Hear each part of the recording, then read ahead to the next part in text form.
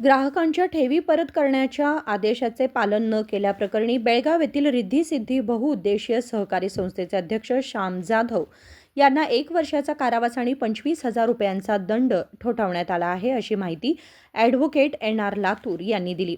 शुक्रवारी बेळगाव येथे पत्रकारांशी बोलताना त्यांनी सांगितले की ठेवीची मुदत संपूनही पैसे परत न दिल्याने संस्थेच्या ग्राहक स्नेहानाद आणि त्यांची मुलगी परिमळा यांनी 2023 मध्ये तक्रार दाखल केली होती. ನಮಸ್ಕಾರ.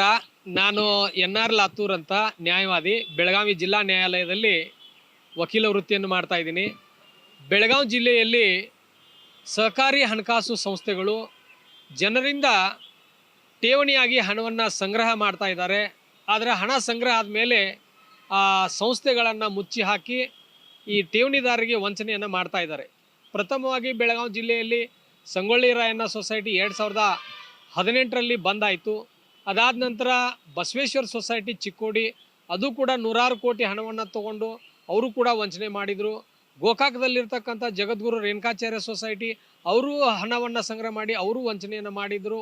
ಇತ್ತೀಚಿನ ದಿನಗಳಲ್ಲಿ ಕಿತ್ತೂರು ರಾಣಿ ಚೆನ್ನಮ್ಮ ಸೊಸೈಟಿ ಬೈಲ್ಹೊಂಗಲ್ ಅದರ ಅಧ್ಯಕ್ಷರಾದಂಥ ಡಾಕ್ಟರ್ ಸಾಧನವರು ಅವರು ಕೂಡ ಸುಮಾರು 1200 ಕೋಟಿ ರೂಪಾಯಿಗಳ ಹಣವನ್ನು ಠೇವಣಿಯಾಗಿ ಪಡ್ಕೊಂಡು ಇವತ್ತು ಜನರಿಗೆ ಮೋಸ ಮಾಡಿದ್ದಾರೆ.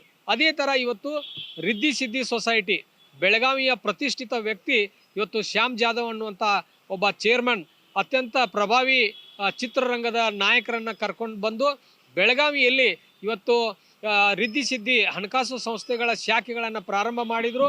ನೂರಾರು ಕೋಟಿ ರೂಪಾಯಿ ಹಣವನ್ನು ಆ ಸೊಸೈಟಿಗೆ ಠೇವಣಿಯಾಗಿ ಪಡ್ಕೊಂಡ್ರು. ಠೇವಣಿ ಅವಧಿ ಮುಗಿದ ಮೇಲೆ ಗ್ರಾಹಕರು ಹೋಗಿ ಕೇಳಿದರೆ ಸೊಸೈಟಿ ಬಂದಾಗಿದೆ, ಹಣ ಇಲ್ಲ ಅಂಥೇಳಿ ಜನರಿಗೆ ವಂಚನೆ ಮಾಡಿದರು. ಅಂಥ ಒಂದು ವಂಚನೆಗೊಳಗಾದಂಥ ಠೇವಣಿದಾರರು ಜಿಲ್ಲಾ ಗ್ರಾಹಕರ ನ್ಯಾಯಾಲಯದಲ್ಲಿ ಪ್ರಕರಣಗಳನ್ನು ದಾಖಲು ಮಾಡಿದರು. ಆ ದಾಖಲು ಮಾಡಿದ ಮೇಲೆ ನ್ಯಾಯಾಲಯ ಆದೇಶ ಮಾಡಿತು. ಆದರೂ ಕೂಡ ಆದೇಶವನ್ನು ಒಪ್ಕೊಳ್ಳದೆ ವಿರೋಧ ಮಾಡಿದರು. ಆವಾಗ ಕ್ರಿಮಿನಲ್ ಮೊಕದ್ದಮೆ ದಾಖಲಾಯಿತು. ಆ ಕ್ರಿಮಿನಲ್ ಮೊಕದ್ದಮೆಯಲ್ಲಿ ಈ ಶ್ಯಾಮ್ ಜಾಧವ್ ಅವರಿಗೆ 1 ವರ್ಷ ಜೈಲು ಶಿಕ್ಷೆ, 25,000 ರೂಪಾಯಿ ದಂಡವನ್ನು ಕೊಡಬೇಕು ಅನ್ನುವಂಥ ಆದೇಶ ಆಯಿತು.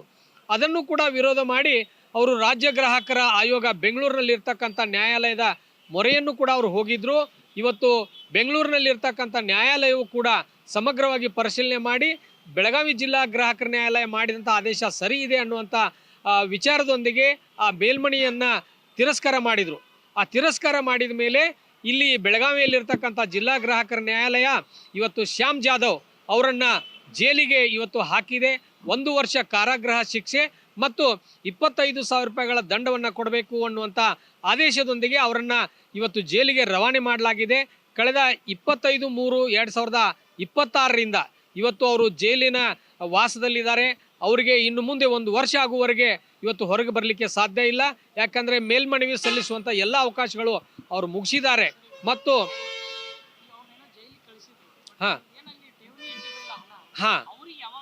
ಅವರಿಗೆ ಅವರ ಆಸ್ತಿ ಮೇಲಿಂದ ಈಗ ಒಬ್ಬ ವ್ಯಕ್ತಿ ಜೈಲಿಗೆ ಹೋಗಿ ಬಂದರೆ ಅದು ಹಣ ಮುಗಿಯೋದಿಲ್ಲ.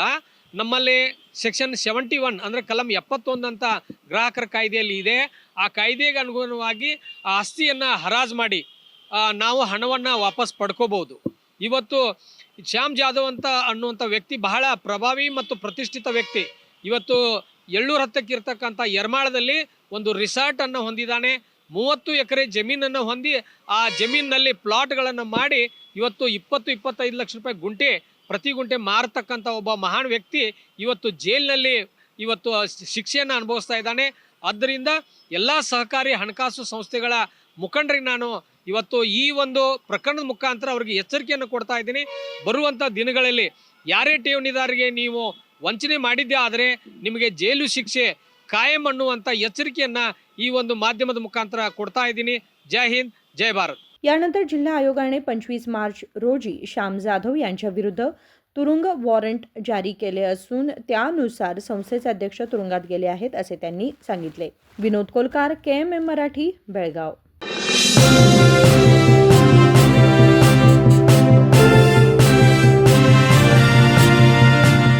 This Akshaya Tritiya, celebrate prosperity with Bhima Get up to 100% off on making charges on gold, silver, and diamond. and get a free 24-karat gold bar on every rupees 1 lakh diamond value. Pay only 10% in advance and avail the Flexi Gold Rate benefits from 1st to 17th April. Available at all Bhima showrooms. TNC apply. Wishing you a prosperous Akshaya Tritiya.